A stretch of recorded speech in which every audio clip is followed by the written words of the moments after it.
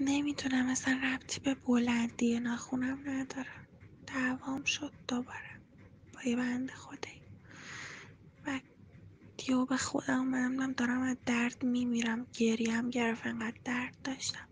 انگشت کوچیکم کلا با خون یکی شده.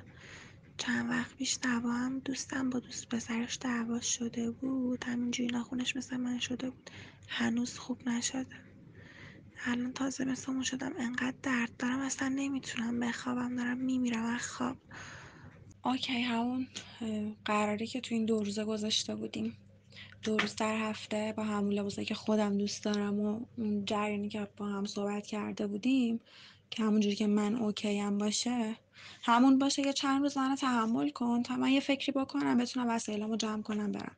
مطمئن باش که دیر یا زود حالا تو همین هفته آینده، شاید تا آخر ماه یه فکری بکنم زودتر برم که نه تو اذیت شی نه من واقعا دیگه مغزم نمیکشه. هر سری یه جوری داری یه سازی میزنی، چیکار کنم دیگه؟